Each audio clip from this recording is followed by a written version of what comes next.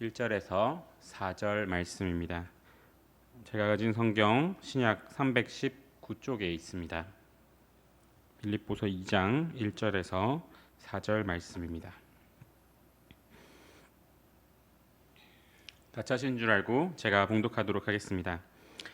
그러므로 그리스도 안에 무슨 권면이나 사랑의 무슨 위로나 성령의 무슨 교제나 긍휼이나 자비가 있거든 마음을 같이하여 같은 사랑을 가지고 뜻을 합하여 한 마음을 품어 아무 일에든지 다툼이나 허영으로 하지 말고 오직 겸손한 마음으로 각각 자기보다 남을 낮게 여기고 각각 자기 일을 돌볼 뿐더러 또한 각각 다른 사람들의 일을 돌보아 나의 기쁨을 충만하게 하라. 아멘.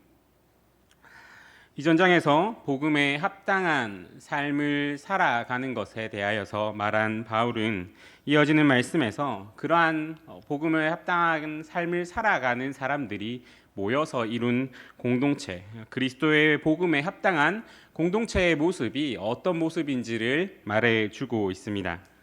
바울은 복음에 합당한 삶을 사는 사람에게 반드시 오게 되는 것을 고난이라고 이야기했습니다. 그리고 이어서 말하고 있는 내용이 바로 그 고난을 함께 이겨낼 공동체의 모습입니다. 한 마음과 한 뜻으로 모을 것을 이야기한 바울이 더 구체적으로 복음에 합당한 삶을 살기 위한 공동체는 어떤 모습이 되어야 하는가, 우리가 어떤 모습으로 그 고난을 함께 이겨내야 하는가라는 것을 말해주는 것입니다.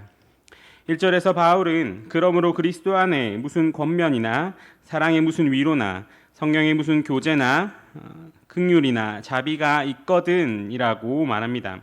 여기서 있거든이라는 말을 사용하게 되는데 우리말에서는 이것은 그것이 있는지 없는지 모르지만 혹시 있다면 으로 그런 의미가 될 수 있지만 여기서 사용된 의미는 만약에 너희가 복음에 합당한 자로서 모였다면은 이러한 것이 반드시 있어야 한다라는 뜻을 가지게 됩니다. 즉 교회로서 한 뜻을 가지기 위해서는 이러한 언급하는 것들이 필요하다라는 것입니다. 1절에서 바울이 언급하는 것들을 살펴보면 먼저 그리스도 안에서 권면하는 일이 있습니다. 우리에게 권면이라고 한다면 그 뜻은 조금 부정적으로, 그러니까 우리가 잘못된 것을 지적한다라는 의미가 우리에게는 강한데 여기서 사용된 권면은 그러한 뜻이 아닙니다. 똑같은 단어가 여러 군데에서 성경에 사용되는데 대부분 위로나 격려라는 의미로 사용됩니다. 대표적으로 고린도후서 1장 5절에서 그리스도의 고난이 우리에게 넘친 것 같이 우리가 받는 위로도 그리스도로 말미암아 넘치는도다라고 할 때 이 위로가 오늘 권면에 쓰인 단어랑 똑같은 단어입니다. 이 권면과 사랑의 위로는 어려움을 당할 때에 그 어려움을 받는 사람에게 격려와 위로를 그리스도 안에서 주라라고 하는 말입니다.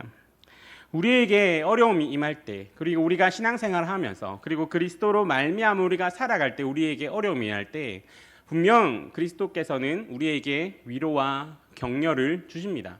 그런데 그것을 어떻게 주십니까? 그것은 바로 그리스도 안에 있는 다른 형제 자매들을 통하여서 우리에게 그 위로와 격려를 주시게 됩니다. 따라서 이 사랑의 격려와 위로야말로 그리스도인으로서 누릴 수 있는 정말 귀중한 경험이라고 할 수가 있습니다. 다음으로 나오는 성령의 교제라는 것은 성령에 의해 그리고 성령 때문에 가능하게 된 그리스도인들의 교제라고 할 수가 있습니다. 이 교제는 성령께서 교회에게 주시는 선물입니다. 그렇기에 성령께서 주시는 이 교제는 인간적인 사귐이나 인간적인 친해짐이 아닙니다. 인간적인 사귐이라고 하면은 내가 저 사람하고 뭔가 마음이 잘 맞아서 이야기하다 보니까 통하는 부분이 있어서 같은 취미를 공유하고 있고 생각이 잘 맞고 말이 잘 통해서 친해지는 것이 아니라 심지어 원수라도 그 성령의 능력 때문에 그리고 그리스도의 그 사랑 때문에 교회 안에서 같이 사랑할 수 있게 되는 것, 우리의 그 사귐의 원인이 그 성령의 은혜 때문에 되는 것이 바로 성령의 교제인 것입니다. 이러한 교제가 교회 안에 있어야 합니다. 그리고 이어서 바울은 긍휼과 자비를 말합니다. 긍휼이란 어떤 사람이 무슨 잘못을 해서 그 잘못에 대한 대가로서 어떤 고난이나 시련을 당하게 될 때 그것을 당연하게 여기지 말고 필요한 공급을 해주려는 마음입니다. 우리는 보통 어떤 잘못한 사람이 그에 대한 대가를 받을 때, 어떤 잘못한 사람이 그 잘못으로 인하여서 벌을 받을 때 우리는 그것을 속 시원히 여깁니다. 그래서 우리가 그런 장면을 볼 때 그거 참 사이다다라고 이야기하기도 합니다. 하지만 그것과는 다른 마음이 교회 안에 있어야 한다라는 것입니다. 어려움에 빠지거나 힘들어하는 성도들을 볼 때 가장 먼저 그 어려움의 근원이 무엇이든지 원인이 무엇이든지 간에 그렇게 하더니 잘 됐다 라고 하는 마음보다는 그들의 어려움이 해결되고 그 필요가 공급되기를 바라는 그 사랑의 마음이 교회 안에 있어야 한다라는 것입니다. 그 긍휼의 마음이 있어야지 우리 안에 우리가 하나가 될 수가 있게 되는 것입니다. 그리고 이어서 자비가 나옵니다. 자비는 사람들의 아픔과 슬픔에 동참하면서 그 아픔과 슬픔에 같이 아파하는 마음을 이야기합니다. 성경에서 이 자비는 동정심이라고 번역되기도 합니다. 동정심, 내가 그 사람의 아픔에 가까이 가서 그 아픔을 내 아픔으로 느끼고 함께 아파해 주는 것, 그것이 바로 성경이 말하는 동정입니다. 감정적인 가까움, 그 아픔이 내 아픔이 되어 우리가 불쌍히 여김으로 함께 그 짐을 지는 것이 바로 자비의 마음인 것입니다. 성경에서 이 자비의 마음 그리고 이 동정의 마음은 세상에서 볼 때는 아주 어리석은 것으로 보이기도 합니다. 왜냐하면 세상에서는 내 아픔을 드러내지 않기 때문입니다. 세상에서는 자신의 잘난 점 그리고 자신의 강점만 드러내지 자신의 슬픔이나 아픔이나 약점을 드러내지 않습니다. 왜냐하면 그것이 어리석은 행위이기 때문입니다. 내가 드러낸 그 약점이 언젠가 나를 위협하는 무기로 사용될 수도 있고 내가 그 약점을 드러냄으로 인하여서 다른 사람보다 뒤처질 수 있기 때문입니다. 하지만 교회에서조차 우리가 아픔과 슬픔을 이야기하지 못한다면 그것은 참 슬픈 일이 아니겠습니까? 이런저런 문제가 있는데 내 마음속에 고통과 슬픔이 있는데 어떤 문제로 구설수에 오를까 봐 혹은 판단받을까 봐 나누지 못하는 모습이 교회 안에 있다면 정말로 얼마나 슬픈 모습이겠습니까? 정말 약하고 어려울 때 긍휼히 여기고 자비롭게 서로를 대하는 것이 바로 교회입니다. 이 긍휼과 자비 없이 우리가 서로 관용하고 용서를 하며 화해한다라는 것은 불가능합니다. 그리스도인들은 여전히 많은 잘못을 저지르며 살아갑니다. 우리가 신앙을 가지고 구원을 받았다라고 해서 우리의 잘못이나 죄악된 본성이 다 사라지지 않습니다. 그리고 우리가 완벽하게 잘못을 안 저지르면서 살아가는 것도 아닙니다.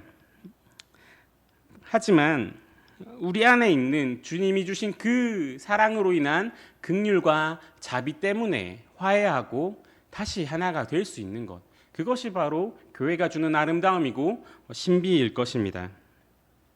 바울은 이러한 것들이 너희의 공동체 안에 있어야 한다. 이러한 것들이 너희의 공동체 안에 있어서 이것들을 통하여서 우리가 한 마음, 한 뜻을 이루어야 된다라고 말합니다. 우리가 보통 어떤 존재로서 당연한 것을 이야기할 때에 보통 무엇이면이라고 이야기하게 됩니다. 보통 이제 선생님들이 학생에게 너가 학생이라면 이런 것들은 해야지 말아야지. 혹은 우리가 어떤 다른 사람에게 너가 사람이면 이렇게 하지는 말아야지. 그러고 다른 사람에게 너가 대한민국 국민이라면 이렇게 하지 말아야지 라는 식으로 말하게 됩니다. 이때 사용되는 무엇이면이라는 의미가 무엇이겠습니까? 당연히 그렇게 해야 되는 것. 너가 그런 사람이라면, 너가 이런 존재라면은 당연히 그렇게 해야 되는 것이지 않냐라는 의미로서 사용되게 됩니다.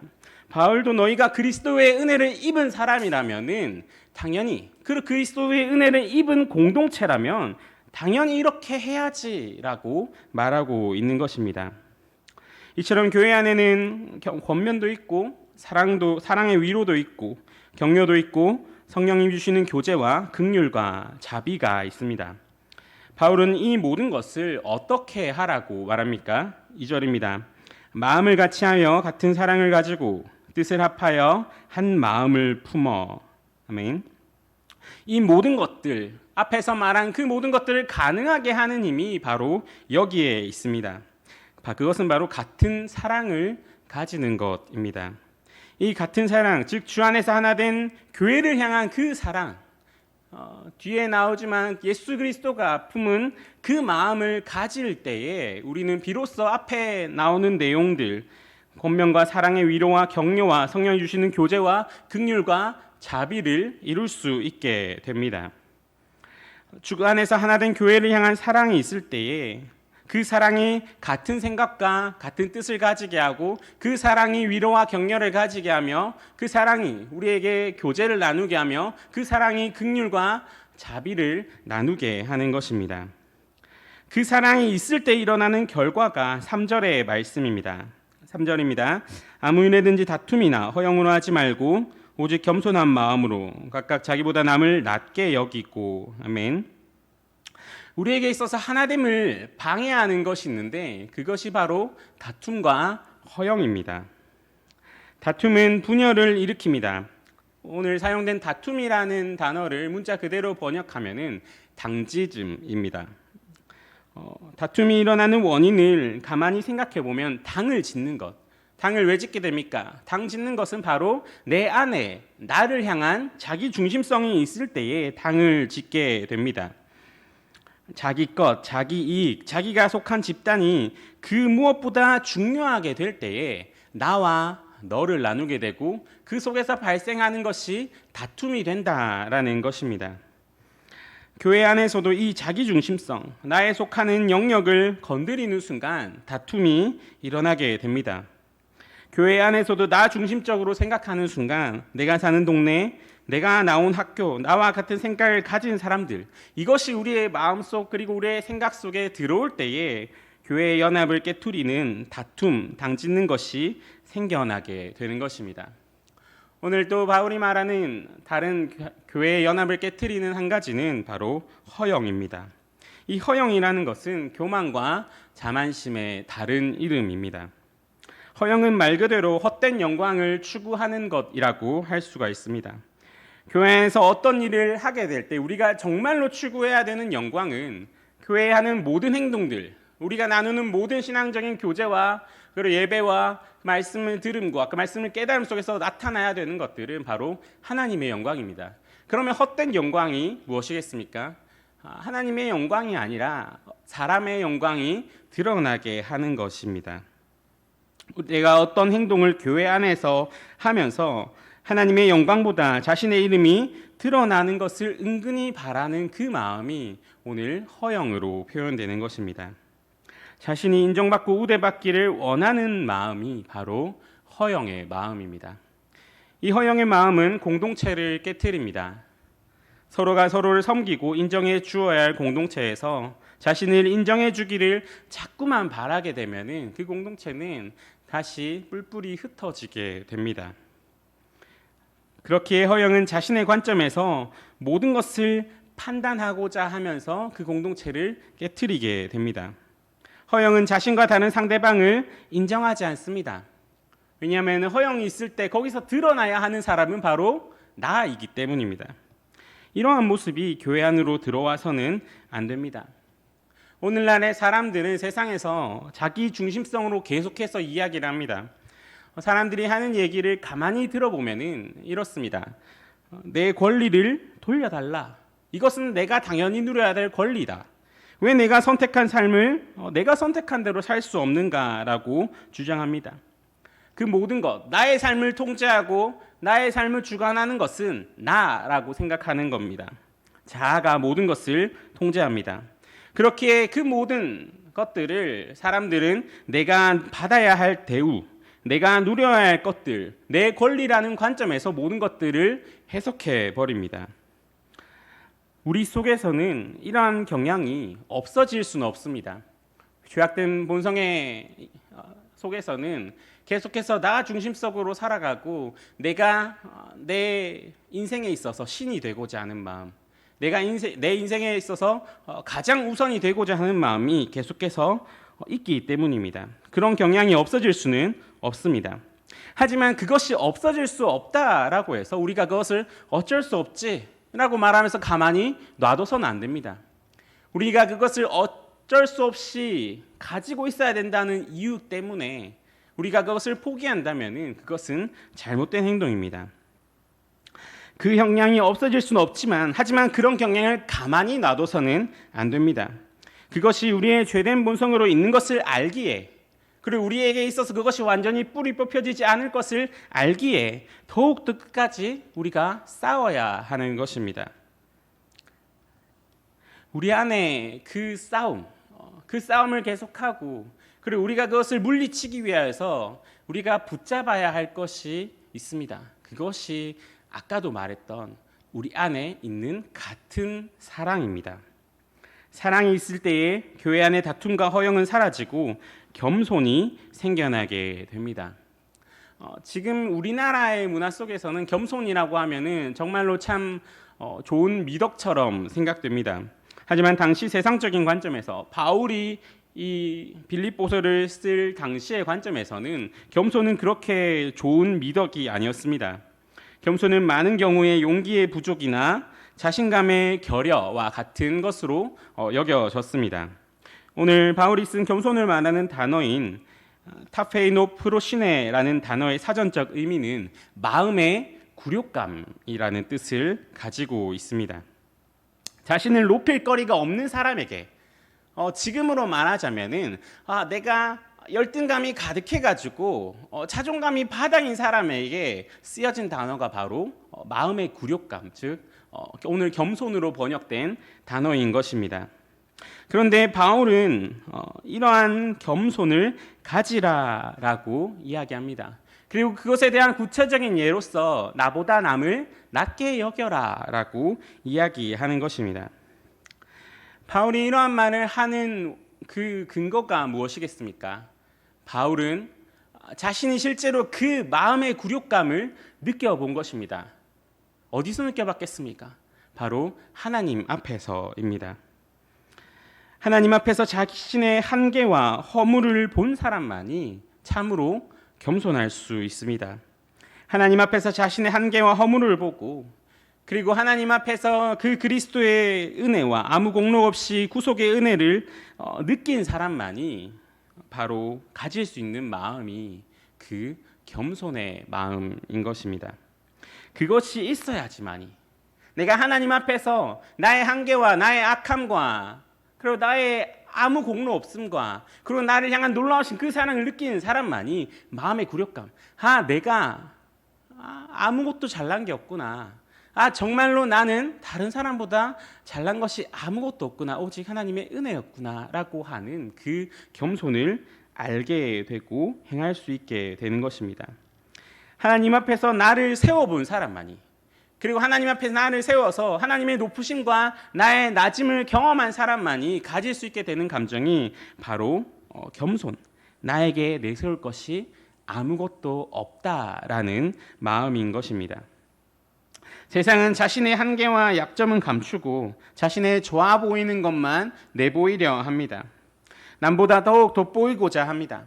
하지만 교회는 자신의 연약함과 부족함을 보고 그 연약함과 부족함을 하나님께서 한 지체 대신 교회를 통해 채워주시는 것을 경험하는 곳입니다. 그걸 아는 것에서 겸손이 나오게 됩니다. 그렇게 될 때 성도의 겸손한 마음은 이제 모든 생각을 나 중심에서 그리스도 중심으로, 그리고 나 중심에서 우리 중심으로 바뀌게 되는 것입니다. 바울은 빌립보 교인들에게 복음에 합당한 삶을 살고자 하는 그 삶과 함께, 그리고 그렇게 살고자 하는 사람들의 모인 공동체가 어떠해야 되는지를 말합니다. 그 공동체는 그리스도 안에서 경험하는 격려와 위로가 있는 공동체입니다. 자신의 이익을 위해 모인 세상 공동체에서는 경험할 수 없는 어떤 조건이 있더라도 그럼에도 불구하고 성령님의 사랑으로 사랑할 수 있고 용서할 수 있고 화해할 수 있는 공동체입니다. 또한 그 공동체는 성령의 교제와 동정과 자비심이 있는 공동체입니다. 성령께서 주시는 그 은혜 때문에 우리 안에 용서하지 못하는 그 마음이 녹아지고 그 사랑 때문에 서로를 용서하며 서로를 세워주는 공동체인 것입니다. 또한 헛된 경쟁심이나 헛된 영광을 위해서가 아니라, 즉 자기 자신을 위해서가 아니라 그리스도의 영광을 위해 하나 되는 공동체입니다. 그 공동체는 자신보다 남을 낮게 여기는 참된 겸손이 있는 공동체입니다. 오늘 우리가 속한 공동체에 이러한 모습들이 있는지 한번 되돌아보아야 합니다. 그리고 이 모든 것을 가능하게 하는 것에 우리의 초점을 맞추고 그 가능하게 하는 것으로서 우리의 공동체를 이렇게 세워나가야 합니다. 이 모든 것을 가능하게 하는 것은 바로 같은 사랑, 즉 주 안에서 주의 몸된 교회를 향한 그 사랑이 있을 때에 이 모든 것이 가능해집니다. 우리 모두 이 같은 사랑을 가지고 주께서 하나 되게 하신 교회 안에서 올바른 공동체의 모습을 이루어 그 공동체 안에서 천국의 기쁨을 맛보고 그 기쁨으로 우리의 안에 있는 그 천국의 소망을 더욱더 커져 나가게 하고 그 소망으로서 모든 것을 이기며 저 천국을 향해 달려가는 저와 여러분이 되기를 간절히 소망합니다. 함께 기도하시겠습니다. 사랑의 하나님 아버지, 오늘도 주님의 은혜로 구원받고 그 은혜에 힘입어서 하루를 살아갑니다. 은혜를 받은 자로서 세상을 살아갈 때 죄악된 본성을 따라 살아가지 않게 하시고 더욱더 주 안에서 살아가게 인도하여 주시옵소서. 우리가 인생을 살아가면서 나 중심적으로 살아가는 것이 아니라 오직 주님 앞에서 우리의 한계와 연약함, 그리고 주님의 높으심과 우리를 향한 그 놀라우신 일들, 그리고 우리에 향하신 그 사랑들을 보고 오직 겸손함으로 나보다 남을 낮게 여기며 주께서 하나 되게 하신 이 공동체를 주께서 말씀하신 그 방향대로 세워나가게 인도하여 주시옵소서. 주의 말씀 위에서 모든 상황을 보게 하시고 그 가운데 이끌어 주시고 깨닫게 해주시는 은혜를 누리며 살아가게 하여 주시옵소서. 주님, 세상은 보지도 못하고 알지도 못하는 그 은혜를 힘입어 오늘도 살아가오니 더욱더 주님께 붙들리길 원합니다. 주님의 그 능력의 손으로서 우리를 붙잡아 주시옵소서. 지금도 우리와 함께 하시는 예수 그리스도의 이름으로 기도드립니다. 아멘. 함께 찬송가